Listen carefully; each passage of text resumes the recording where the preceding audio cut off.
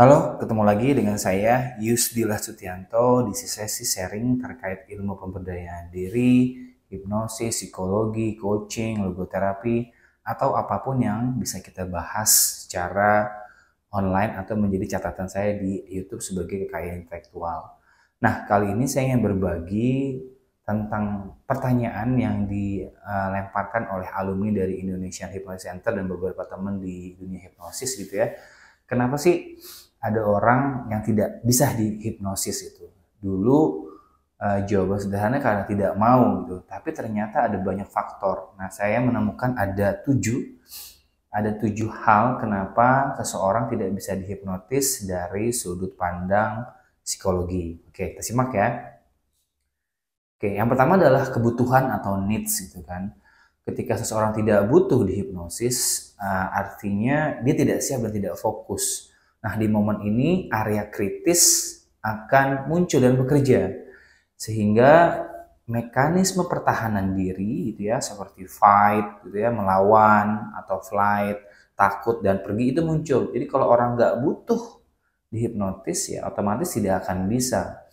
Nah, yang kedua adalah pemahaman atau understanding. Gitu ya. Ketika seseorang memahami bahwa hipnotis adalah tidur, gitu ya, atau tidak sadarkan diri, maka ketakutan akan muncul, gitu ya. Jadi dia pasti tidak mau dan tidak bisa karena rasa takut menyelimuti logika berpikirnya. Jadi seseorang perlu memahami dulu apa tujuan dari hipnotis sehingga bisa dimanfaatkan, entah untuk pemberdayaan diri, entah untuk motivasi diri atau perubahan diri atau memprogram ulang pikiran. Yang ketiga adalah trust, keakraban dan kepercayaan dengan seorang hipnoterapis. Kalau orang tidak percaya, ada punya trust issue istilahnya, tidak yakin dengan orang lain, tidak mudah percaya, tentu tidak bisa. Memang kepercayaan, keterhubungan adalah sebuah proses. Apakah seseorang mau dihipnotis atau tidak, ya. Yang keempat ada namanya psikoanalisis profiling. Nah, ini penting gitu ya. Jadi latar belakang psikoanalisis yaitu kedekatan seorang anak dengan orang tuanya ketika kecil itu mempengaruhi. Misalkan bagaimana kedekatan dia dengan ayahnya, kedekatan dia dengan ibunya, gitu ya. Penerimaan terhadap informasi yang disampaikan sama orang tua itu berpengaruh. Kedekatan sama ayah, lalu sama ibu dan ayah itu berpengaruh. Jadi kalau orang, misalkan contoh, waktu kecil dia dicampakkan gitu kan dengan keluarganya gitu ya, tidak dikasih perhatian, otomatis dia bisa memberontak atau bisa menghindari tema-tema pemberian nasihat misalkan seperti itu, makanya sugesti nggak akan masuk. Itulah mengapa psikoanalisa profil ini berhubungan dengan bagaimana proses tubuh kembang seseorang menjadi individu. Jika seseorang sulit menerima nasihat gitu ya, otomatis sama seperti halnya ketika orang diberikan sugesti dan diajak fokus tadi ya. Yang keempat adalah psikoanalisa profiling. Yang kelima adalah psikopatologis profiling atau kepribadian gitu ya. Jadi berpengaruh, personality seorang berpengaruh. Kalau pernah belajar DISC, MBTI, The Big Five Personality tentang kehati-hatian itu berpengaruh. Jadi rupanya karakter kepribadian berpengaruh. Misalkan histeroid gitu ya.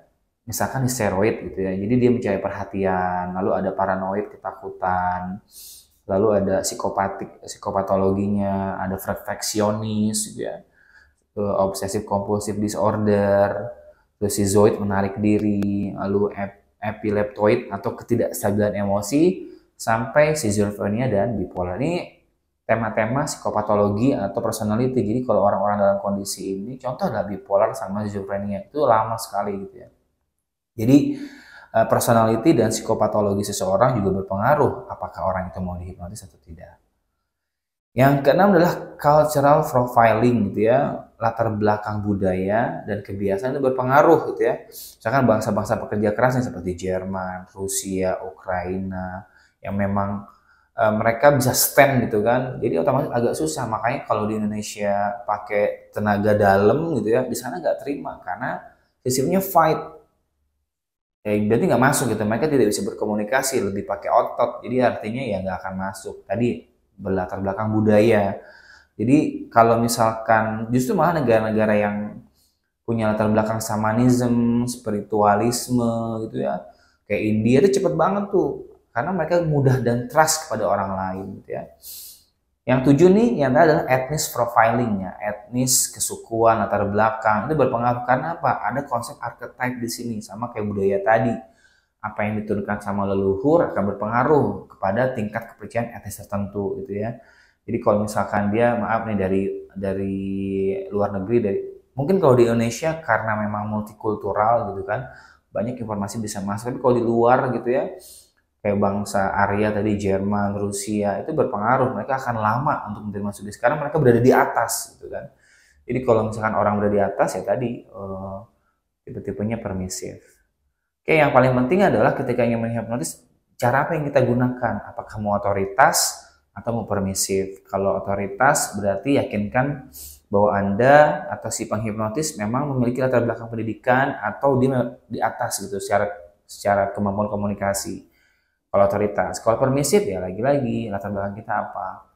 Otomatis kemampuan komunikasi seseorang untuk bisa mempengaruhi orang lain itu dibutuhkan, ya. Oke, jadi 7 alasan ini secara psikologis kenapa ada orang susah sekali dihipnosis gitu ya. Jadi ketika sekarang Anda sudah mengetahuinya, Anda bisa menyesuaikan diri dan mengetahui mana saja orang yang bisa dihipno dan tidak. Oke, silakan like, subscribe, dan komen.